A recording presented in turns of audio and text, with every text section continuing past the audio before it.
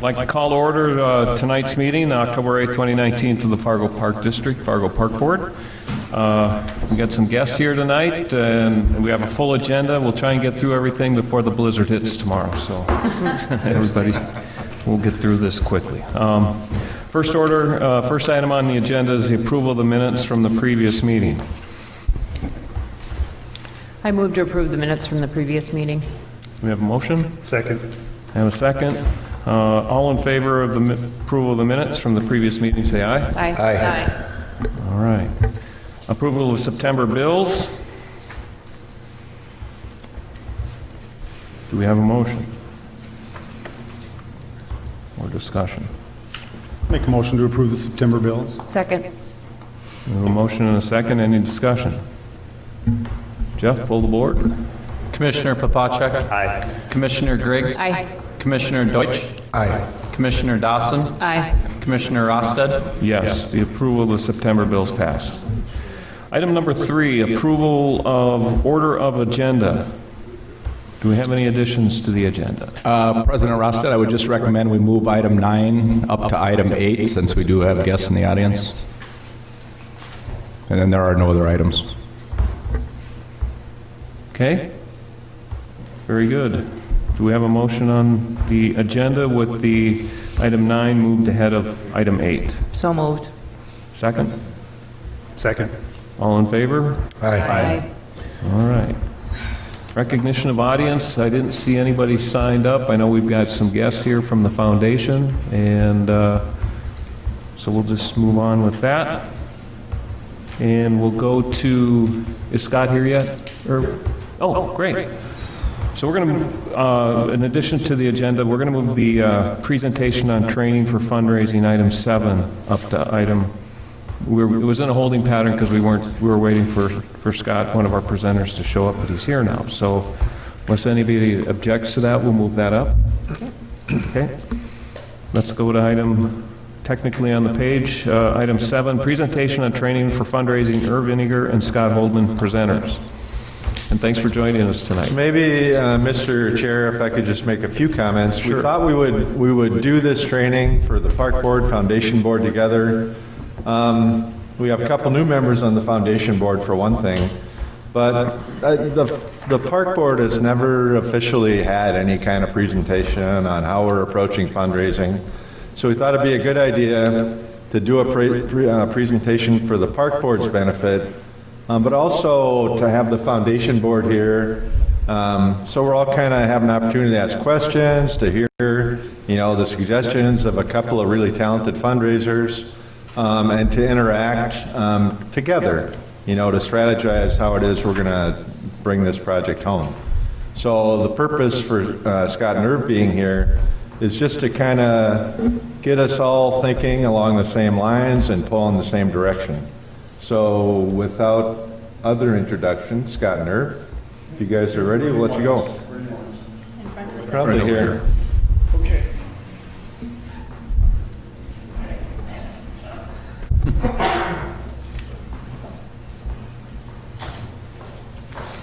Sharon, I hope we can both fit. Maybe I can go low, you can go high. It's a pleasure to be here. Thank you for having us. Irv and I are both very excited to be a part of this project. As way of background, I'm particularly very interested in this. I came up through the Park District in Grand Forks and then helped lead the efforts on Choice Wellness Campaign. I set out to raise $7 million. That project raised over $27 million, and it was incredibly impactful for the community. I believe in parks. I believe in what they bring to our community and enhancing lives, and pretty excited to be here. And Irv is somebody that needs no introduction, but Irv and I thought that we would come, and Irv has helped put together many successful campaigns, and so tonight we thought we'd come and share a few things that we think are very, very important at this strategic stage of the campaign. So Irv, maybe if you'd like to start with some of the things that you've learned from the important community campaigns and where this one is at now. Well, first of all, I'd like to thank you for having us. The second thing I wanted to talk about, I have been out, and I start this way because I've been out with Brian and Craig. I went on the Shields gift, which they gave $3 million for this project. I don't think that's not a surprise to anybody in this room. So I've been firsthand to see what they're doing for you. I don't know if the board members have had the opportunity to go with them. If you haven't, I would really recommend, or any of you, go with them so you see what is taking place. Because I find what most times, when I was out fundraising, some of the administration didn't know what was going on. And that's not the point here. The point is you want to know what's going on, how they're doing it, how they're representing you. And I can tell you that I was totally impressed with the communication they gave, the presentation they gave, and we really be proud of that. So that's just a suggestion right off the bat, because they've worked really hard to help with this project, and none of these projects are easy. I can give you an example of the Bison Sports Arena, which now is the Shack and the Shields Arena. I can tell you it took over 15 years. And when I started with the project, to help that project, it was, at that time, $26 million, it ended up at $48 million. It took a lot of time. So the longer you wait, the more problems you're going to have, because everything escalates. So the sooner you can get it done, and I know they've been out an awful lot, seeing people. But I hope that as board members, and my wife was a board member at one time, so I can pick on her a little bit, but I think you know what's going on more. What I found, and a lot of times with administration and boards, they're out there doing it, and they'll talk to you for a few minutes, or they'll come in a conversation like this, but do you really know what's going on unless you go with them? So when we're talking about some of the things that will be important here tonight, I think there's two guys that are really busting their fannies for you guys in the community. And I like partnerships. The partnerships, I can name a number of them. They work. Now some of them have gone to the wayside a little bit. When we started the Pelham Sports Track, the parks were very involved with that. I don't know if you know that. Used it many times during the summer. Now all the schools have built tracks and all these other things, so that's kind of been a little bit different. But they were still part of all this that helped. And they can still go out there and use those facilities. You still have access to a contract that if you wanted to, if you wanted to hold something out there in the summers or things like that, you can do that. Partnerships work because everybody helps each other reduce the cost for the taxpayers, to be very honest with you. And anytime you can do that, and anytime you can drop those costs, and that, as much as you're talking to that, I was out today talking to this, what are you doing tonight? I said, well, I got a privilege of coming here and talking about that. And I said, the nice thing about this is, it's a community project. And you've got people like Shields stepping up, you've got people like Sanders stepping up, and who knows who, Brian and I were just talking a minute ago, some of the other people that are on. So I think partnerships work well. I've seen them work well. Are they always perfect? No. But the other thing I want to say too is that I don't know how many of you been down to see the Pentagon. I mean, look what it's done for that community. Your facility is going to make a major impact on this community. You know, I don't want to pick on anybody on the board here, but Commissioner, you worked for Shields, and a weekend of all these people come, Shields, sorry, I apologize, West Naples. But when you have people coming in to your stores to shop, it's pretty effective. And you see, I've gone to, my grandsons are playing basketball, I go to Minneapolis, I go to all these other places. It's a great opportunity for our community to have a post just like the rest of them are doing that. And the numbers are just impactful. So I can go on and on with partnerships and things like that, but I just want you to know, the Newman Outdoor Field would be the last one I talked about in the partnership, and that was a great partnership for us. I mean, our responsibility for North Dakota State University was naming it. That was kind of a headache. I was in the hospital because I had 22 no's before I got a yes.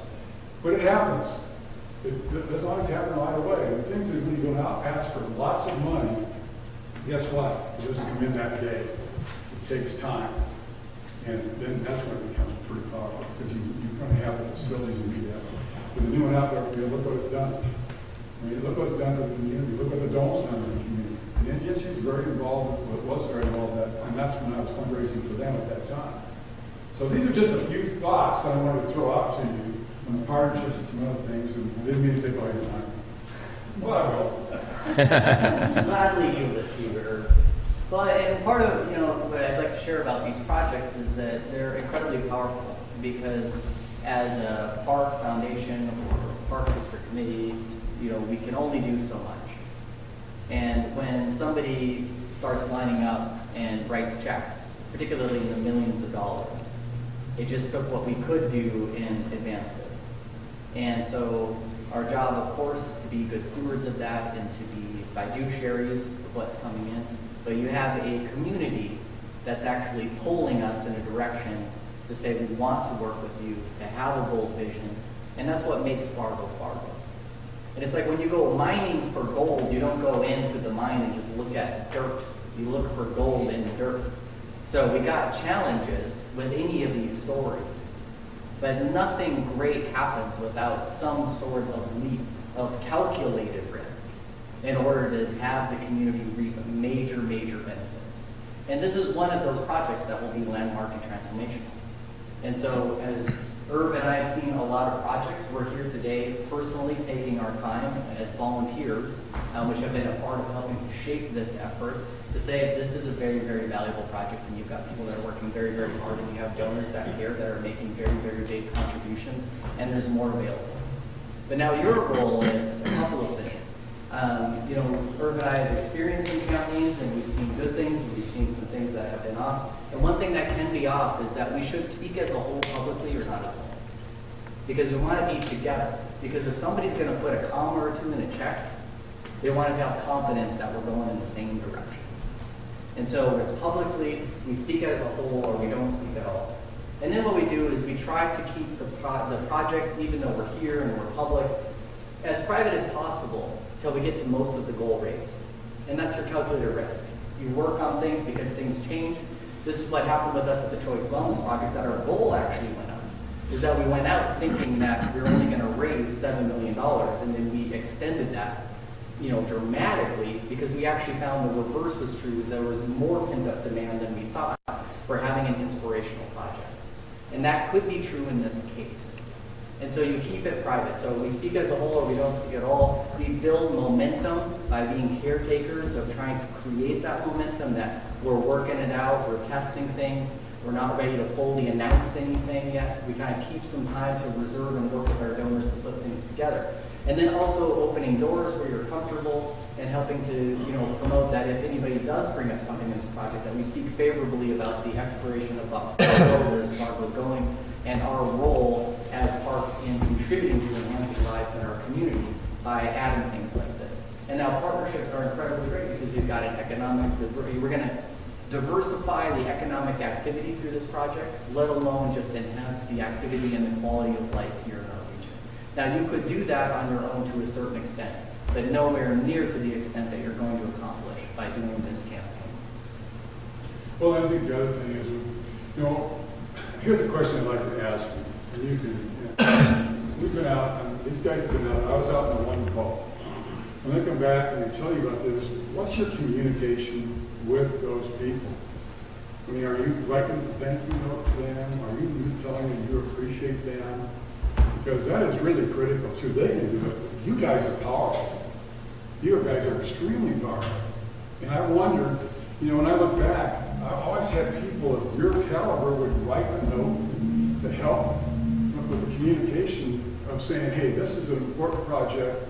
I want you to know what you've done. I mean, take the Shields gift, for example. Did any of you, and I'm not trying to put it in the spot, because this is what this is about tonight, did any of you write down a personal thank you note? I mean, they just gave you $3 million. And you got Sanford, they gave you more than that. But who took the time, and I'm saying that those things, it's the little things so many times that are so critical when you're doing a fundraising project. And your project is enormous at looking like that. You look at what the dome cost, you look at the shack cost. But again, you're cutting way down because you're expecting the public to really help you on this.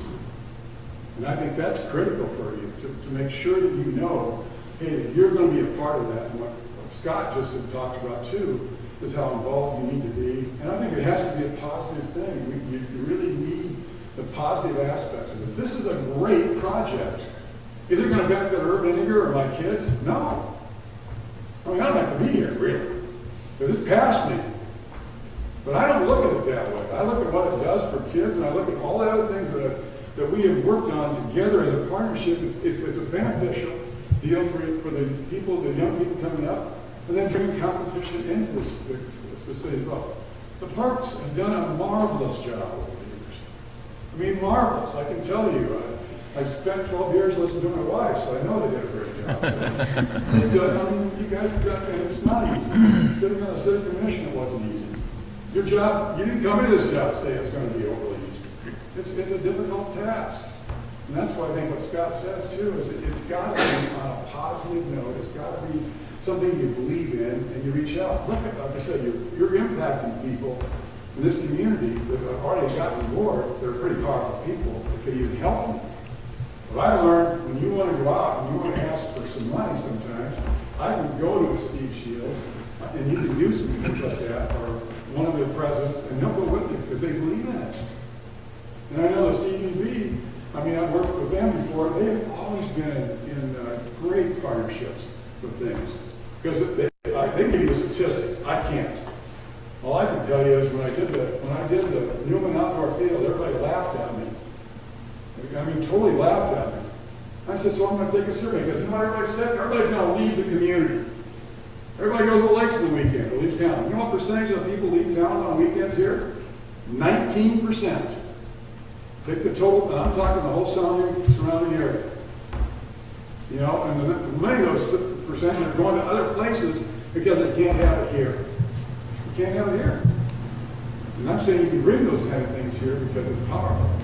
And the other thing I found out by doing the research and doing my things for the Newman is 1/3 of the Red Hawk Stadium, the Newman Outdoor Field, 1/3 comes from outside our community. How many of you do that? They go to the game, they fill our hotels, they go to the restaurants, they do all those things. And so that's where my promotion comes in most of all. Because I just feel like if you're really interested in looking at the community as a whole, you know, these are great things that our community has. I had one guy chew me out once on the city commission. He said, I live outside of town. I don't want to come in and drive on the roads. And I don't want to do this and this. I said, well, then go to another community. Because, you know, I don't want to pay the taxes for those. Well, doggone it. Guess what? They're buying things and using the roads. So it's a whole thing of just saying, hey, there are so many great points we can look at. And this is just an unbelievable project. One of the things I can speak to is after over a decade of working with nonprofit causes and being involved in several campaigns, and I can tell you one of the things that holds boards back is not taking calculated risk. Taking risk would be erroneous and we would never ask that. But calculated risk is how we achieve vision. And so how you do that is you set milestones. So we set a milestone next that you're comfortable with, and we work together in unison to get to that milestone. That's worked out, we go to the next milestone. And I think that that's where this project is that we're asking you to consider to support the momentum of this project by being unified in your presentation to anybody that approaches you or who you communicate with, to play an active role in thanking donors that have stood up and have already invested in this project, which is significant. I work with a number of charitable causes that would do just about anything to be in your shoes, where people are actually lining up to be involved. And that's momentum. And you, as fiduciaries of this mission, in addition to risk management, also have vision management, and your community is pulling towards something. So if we can set some good, appropriate milestones moving forward, thank our donors, open up doors, be in a unison sort of effort, I think that this has a remarkably good chance of succeeding and actually maybe even go above and beyond. Well, I look at things. The Coconut Foundation hired me to do part-time and go out and work with charities. I've got 18 charities that really were generous. But I'm finding out that, the goal setting for a lot of these charities just isn't high enough. Their expectations aren't high enough. And your expectations on this, I think, are very reachable. And they're out there. All I got to do is go to the research that EMF has and how money is in our community is going to be going out. It's powerful. It's totally powerful what our community is have to offer us. But it has to be asked. I'm telling you, the first lesson I learned, and the first ask was the Shelly track concert, and he gave us a big gift. And I went back right away and I said, why did you give? someone to do it. You got to find people to go out and do that with.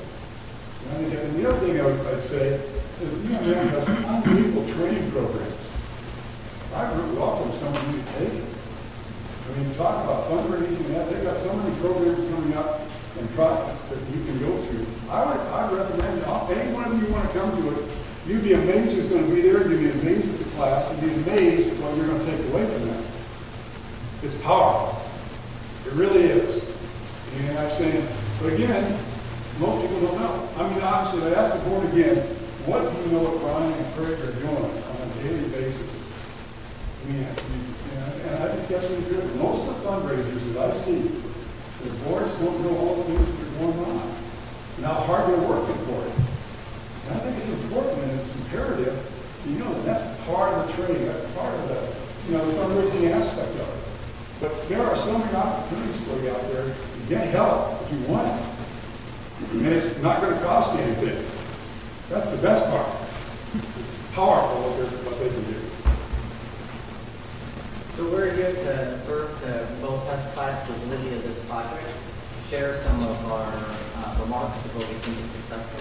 Thank you for your efforts and what you're doing and the service that you provide to our community. And at this point, we're going to take some questions. Do you have any questions, comments, quibbles, complaints, or compliments? Well, first of all, thank you for joining us tonight. I had the opportunity to work with Herb back in the 80s when he was at NDSU as a basketball coach. I'm ready to hit the lock, get out of the locker room, Herb, and take on the foe. So thank you for the words.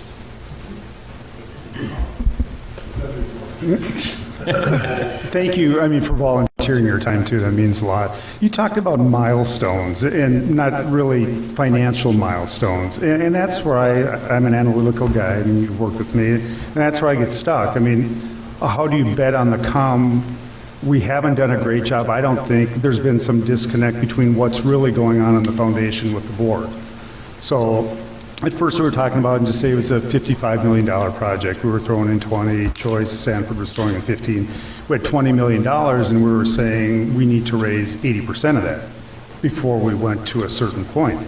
So I guess the question, long story short, you're talking about milestones more generally, but what about financial milestones before you actually move forward? Yeah, I do like to incorporate those. And sometimes there's some discussion to get to where we're comfortable, and I think sometimes you got to stretch a little bit. Even the analytical side of us, we want to do a very, very good job. But it's not necessarily raised or identified with a high frequency that's going to happen at a level that we're comfortable with. And so, and I think, we've got why people, we've got how people, we got what people, we got who people. We all think differently, we need all of them. And part of what happens is we got to kind of come together just enough to make projects execute.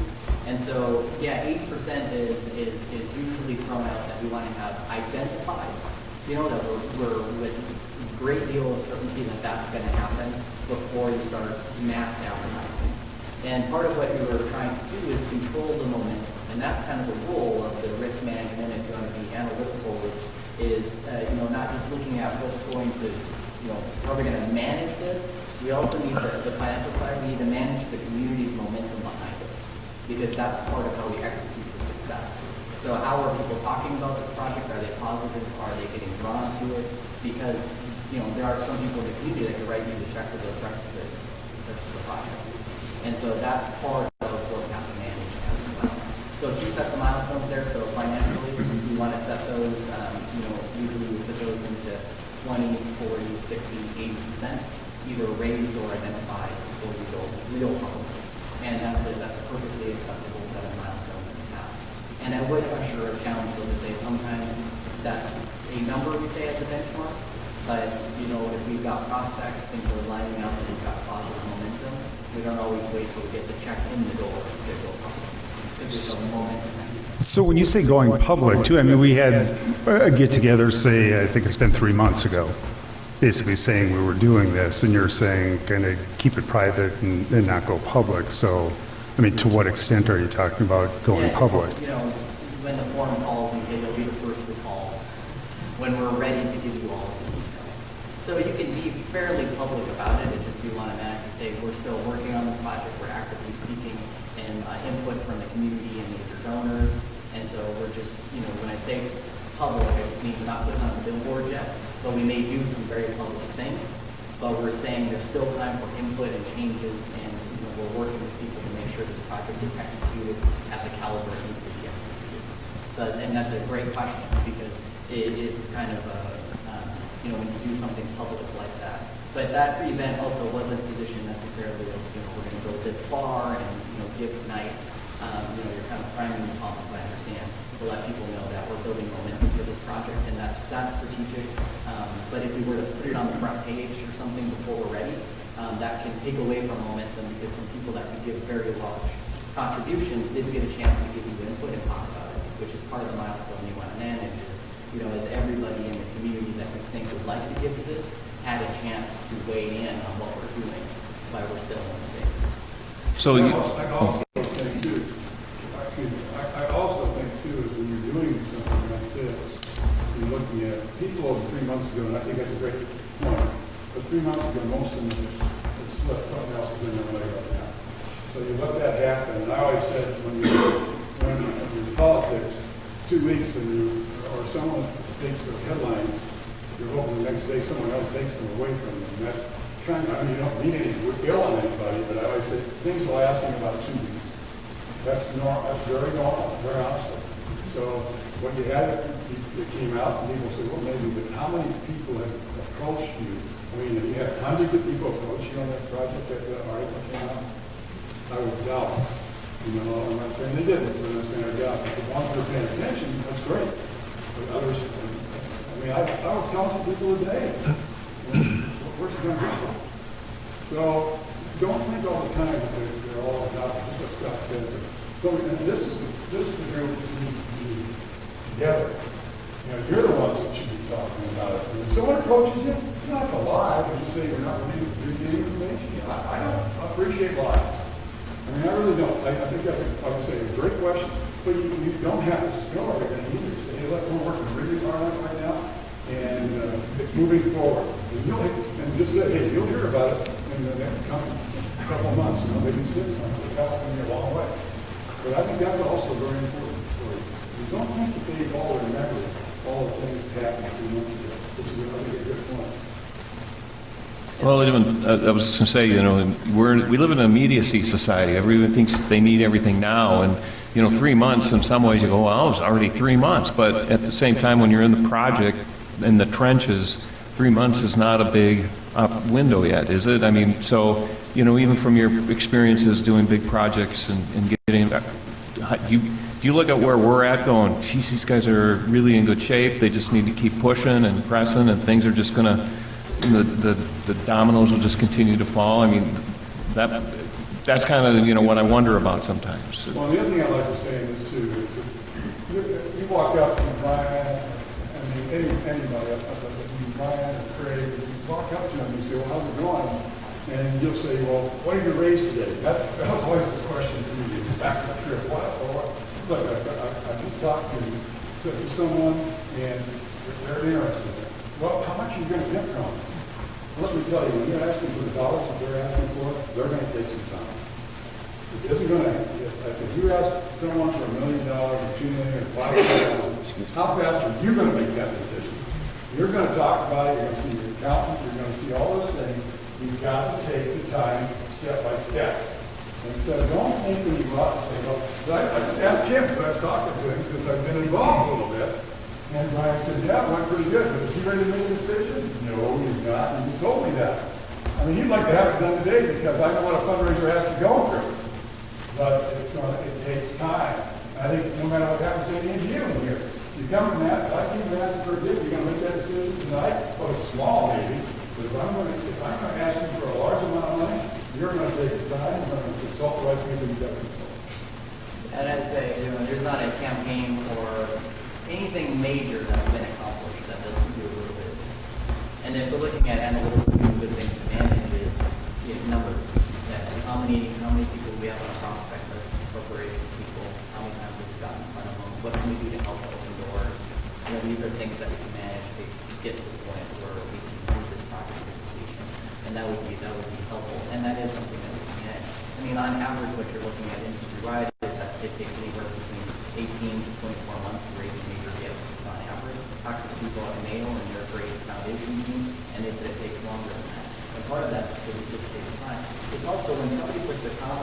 check, don't they deserve the right to think about it?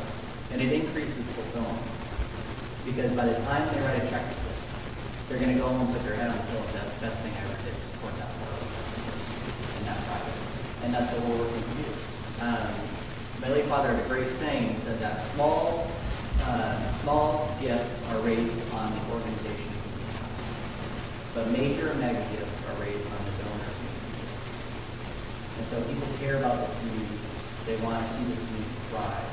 They care about sports and athletics, and they care about economic development, and we just happen to have one of those projects that sort of speaks into it all. And you've been given the opportunity to be fiduciaries of that momentum and to see this to fruition for the community. I think this project is in excellent shape. Some things that we can manage is get more prospects on the list, get in front of more people, connect with them, serve as a resource to connect unifiably when we're doing things publicly, manage the process and get to the milestones so that we're feeling comfortable and confident, and then to be part of thanking people and playing a role in making sure that those that are stepping up, that they feel appreciated and that they, that we celebrate their efforts in making Fargo a better place. I'll tell you one other aspect. You've got unbelievable people. I mean, you've got two anchors, your Shield and Stan. When we were doing the shack, I was on the $5 million deal, gift to gift. Well, you know how much more he's given? 4 more. Sometimes when they see the project, maybe even struggling a little bit, like we talked about, can we struggle? Guess when you go back, I don't want to say struggle. I want that thing to go forward. Sanford was about 4 or 5 million also more than they originally gave you. You got great foundation with people, and I would use those people. And people that you might know someone that can give us $1 million or $500,000. You might, well, share it with them. Share it with them. I think that this room is full of a lot of people, and like Scott said, open up your base and let it go, because you guys know people. And that's how you get it done. You get it done fast, you get you in the door. They may not know them like you do. And I used to get gifts because a coach would get me in the door. They didn't want to ask. Don't have to worry about it, I'll do it. But they get me in the door. And then it didn't take me months and months or even half a year to cultivate that relationship. So that helps them if you can get them in the door. Big deal. It's a big deal. I'd like to also thank you guys for coming. I appreciate you guys helping us out with this project and being a part. You said something really quick at the beginning that really resonated with me, that because we think about this a lot, and you said risk could be irresponsible, but calculated risk is how you set vision. And that's profound to me, because we keep using the word risk, and I think about the word risk and I get nervous. Yet at the same time, like you said, these projects are built off of statistics that prove what they're bringing back into the community and everything else. And if we can use the momentum of that and to stay positive and go out and go get these people and cultivate these relationships. And as you said, everybody has relationships here, out there. Maximize those, bring those people with you to the table, and let's stay positive and let's go get this thing done, because there's examples all over the cities of how these projects have worked and how people are bringing in huge tournaments and everything else to their communities. And so I just want to say again, you don't have to be doing this. I know you're doing this out of the kindness of your hearts and because you want to see this project work, so I appreciate you guys immensely. Really appreciate it. And we want to see a massive amount of tournaments in Fargo. And this is the way to make it happen. And so, my kids are getting older and I'd like to not travel everywhere. And it would be great. So if there is, please let us know. And I also want to add too, or on top of those two major contributors that you were talking about, I think the CVB is talking about giving the largest donation they've ever given, which is, if you've heard Charlie Johnson talk, he's a walking statistic. So if they're making the largest contribution they've ever given to anything, then statistically speaking, we can't go wrong. Is their thought process. They believe in you. Yeah. Just like why would I want to commit to that? I didn't believe in what you're trying to do. I told you, what benefit am I going to get out of that new facility? But I know that we've got another generation coming up, and your needs are great. And so that's why I totally believe in what you're doing. This is a powerful project.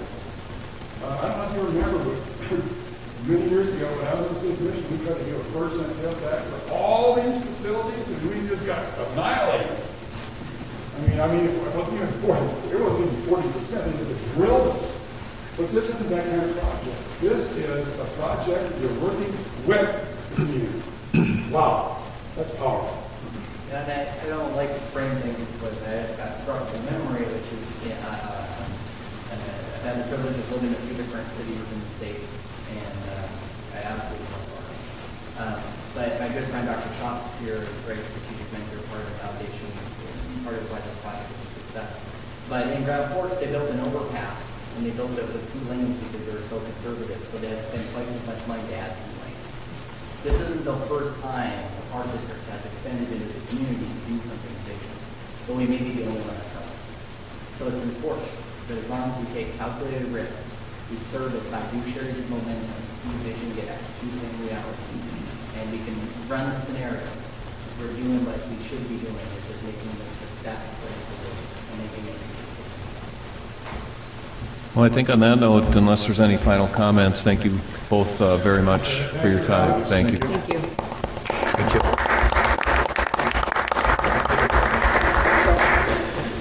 Commissioners, in the interest of juggling the schedule a little bit more, how about we move to item 6, the Foundation Director's Report, and then we'll move into the Sports Complex Amendment because it involves some of the people that are here, and then we can, we'll skip on the Director's Report and we'll circle back and pick that up. Thanks, Eric. Okay? Yep. Okay. As long as you know where we are. I'll keep track as best we can is where we're at, and we won't miss anything. So let's move the Foundation Director's Report. Brian, do you want to take the lead on that? Sure. So Jerry asked if we could do like an update at every park board meeting now about how what the foundation's working on. And typically at our foundation board meetings, we do a bit of an overview on the sports complex. So update on land acquisition, a little bit of an update on development of the project and working with the city, and then we talk a bit about the fundraising aspects. So maybe Mike, you're here. Where'd Mike go?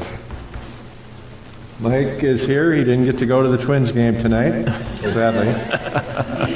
So maybe Mike, if you want to start with a little bit of a talk of where Sanford's at with acquiring the land. Don't say anything about the Twins.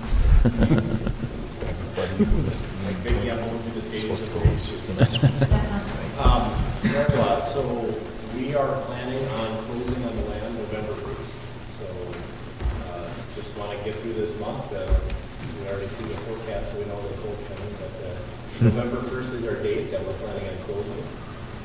So everything's going good. Just working with the title company to get some of the county and the states with the subdivision of those parcels. That's not annexed yet, but it's in the city's ETA, extra territorial whatever agreement that is. So we're working on kind of finalizing everything we need for the title commitments, and we'll close on November 1st. So we're pretty excited about that, and that'll trigger kind of the rest of the dominoes we fall with working with the city planning commission to start the process for annexation, and then working with the city commission. So with Craig and our team and the design team, we're continuing to work with the city to make sure that that process is smooth, and we can kind of keep meeting our timelines just to kind of run through that process so we can start getting it annexed, start getting the infrastructure, start getting the roads requested, those type of things. With our agreement with the grants, they've agreed for the easements and right-of-ways and roads, so as soon as we sell, it's all going to happen simultaneously. It's just going to be and they're going to work with us to get those kind of roads requested as well. So 45th and 64th, and then the drainage easement will all be kind of requested to the city right after it goes. So that's kind of an update on the land. Any questions? Good. Thanks, Mike. Yep. Thanks, Mike. Exciting. Thanks. And then maybe Craig and Dave, if you could talk a little bit about where we're at with design development and kind of the process that JLG has been working on. Well, and I'll let Craig start. We're going to, one of our line items is discussing a CMAR, so I'll let Craig start off. Good evening, Commissioners. Just to give you an update on where we're at as far as the design and construction process. We are kind of re-energized our team to review the schematic design. We'll review that, kind of make sure our goals are still in alignment. Also checking budgets and making sure everything's on par. So that process will take place here for a couple more weeks, and then we will dive into design development, which will start November, and that process will take us close to March, mid-March. After that, construction documents should be available. It's probably early June. So I think we're excited. Sam Fruit's construction team obviously is heavily involved with this, a lot of expertise from their side, and we're excited to keep this moving forward. As far as, I probably jump quickly into an update on the fundraising side. We have had, our team has done a lot of work in over the last few months. We've had some really great meetings with some potential large partners. We're feeling very confident about another founding partner landing soon, which will be obviously a big step in the right direction for us. We've had other new potential partners come up. Rock Messerschmidt and Jeff Schatz have been a part of those meetings. So I think we're feeling really good about where we're at right now. If some of those pieces fall, I mean, those could be major contributions. That changes the game really quickly for us. I thought you were saying Rock Messerschmidt's check. Or, no? If we get to that point, we'll go back to Rock. But no, I think it's been a very good relationship with Sanford and with their marketing team on the fundraising side. They provided great expertise and documents, and one thing that Herb always says, you know, the quality of what we're producing in our fundraising efforts is tough to match right now. So I think we have lots to be grateful, and I think from my perspective, we're in a great spot. There's obviously a lot of work to do, but we're expanding the levels of partnership, so we'll be approaching the smaller levels here shortly. So yeah, I feel like we're in a great spot.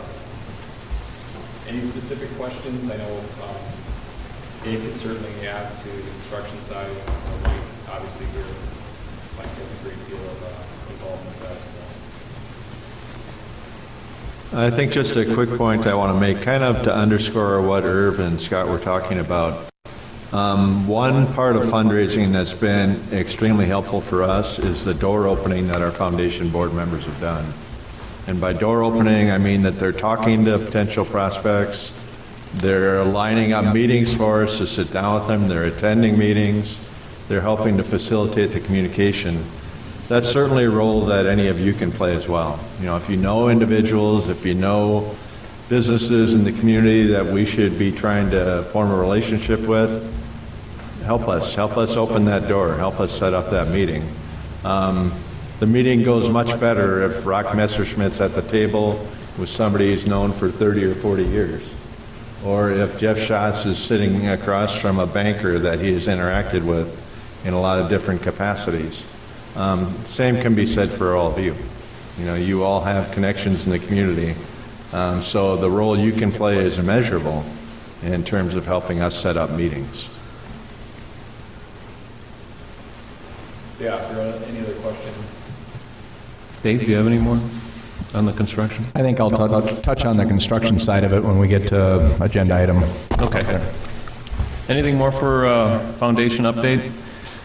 No. I just want to thank you for bringing a foundation update to us, bringing your foundation board so that we start connecting. I feel like we've been two different groups for a long time. We don't know what you're doing. You guys are wondering if we're nuts. No one's deciding anything. And I drew a little picture here. You know, we have three pots. We have our staff that implements the vision that the board comes up with, and our foundation comes up with the funding to make these visions come to light. And I think tonight was a huge step forward in bringing us all together. So I thank you a lot for bringing this to the meeting tonight. Yeah, I just took over on the foundation from Rusty, and I immediately, after 2 meetings now, it's like, this information has to get in front of the board. So at least from now until the project is completed, I want the foundation to have a standing item on our monthly agenda. And most of it at this point in time is going to be project-driven because that's what they're working on. But, yeah, we need to have better dialogue and communication on this, so. Well, and we're close to announcing some major gifts, so hopefully that'll be on the next agenda. Awesome. Good job, Craig. Thanks, Greg. All right, let's move to item 9. This is continuing on project stuff, but board to consider for approval Fargo Sports Complex amendment to the development agreement. Brian is the presenter. So as was distributed earlier in September and then sent out with your packet, Sanford has requested an amendment to the sports development agreement, or the sports complex development agreement, I should say. And the amendment, I think, it just intends to spell out kind of the timeline for how the funds that they've committed to the project are going to be paid out. I think it's fairly straightforward in terms of how it lays out the way the dollars are going to be distributed or paid to the Park District. Mike is here tonight as well. If there's anything you want to say about it, Mike, you certainly can. Otherwise, I think we'll just answer any questions people might have. I know Greg's not here, but I assume our council has looked at this. I don't know if you're briefed on what the changes were. Okay.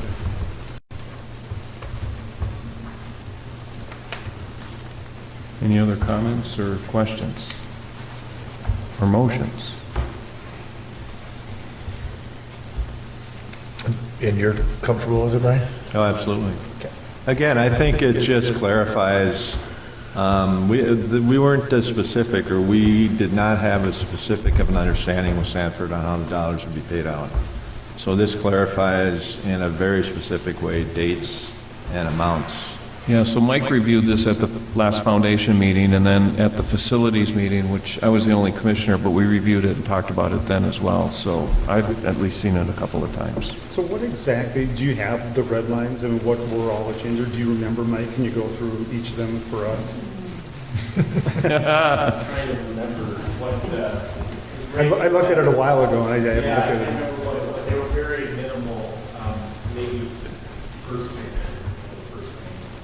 Yep. Yeah, and, First. you know, there's two polls. Once we looked at it, the dates that were established in the development agreement that we all agreed on and signed was, those were old dates, and I mean, they were going to be missed no matter what. I mean, we just weren't there. We weren't there in the project, and so we wanted to find. It goes back to even Rusty's comment about, well, when, you know, we wanted to put this back to say, hey, when the project starts, when you guys authorize construction to start, we'll pay it.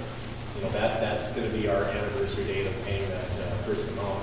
And then there was some benefits for us too to keep, you know, in this, you know, amendment, it actually puts more dollars into the project sooner because we give some incentives for getting out of the ground, getting the foundation package complete, and then at substantial completion, we're paying another $1 million. And then that sets our anniversary date is that substantial completion. I can't remember what Greg's comments, everyone was very minimal. I don't have those in front of me. We can circle back on that if you like, Bill. But, yeah, I just... I think two that I remember, one was on page number 2 under amendment to section 4.2, right down at the bottom of that page, the approximately 2.5 million. I believe that was listed at less than that. Yeah, and the other thing he had asked for was to put how much we believe we would spend, how much we had spent to date, how much we approximately would spend for the months. All right, so that's where the $2.5 million figure came from. That's right. That was the Another change on page 3 towards the top, $1 million payable upon Park District receipt of certificate of occupancy. I don't think that was in there to begin with. Yeah, we just talked about construction, the completion, and we just, we clarified what the end of construction was, and we said certificate of occupancy. So it got more specific that way. So as opposed to just having the total dollar amount in there, it just breaks down how and when things For are. us too, and for the Park District, And it gives contingencies for the park district as we, it's once we start the project. So we're not giving you dates, we're saying, when you start, when you guys authorize construction to start, is when we start paying. Great. I don't know what, I think it was just probably loosely 10 million when we're done. This way, potentially you get 2 million before you're done, and then your 8 kicks in from there. Yeah, this section only had 2 parts, I believe, and it just said unless diminished as specified in subsection I, $10 million to be paid in 10 annual installments of $1 million. So I think it just makes it more detailed. I was hoping there was another 0 we added on to it.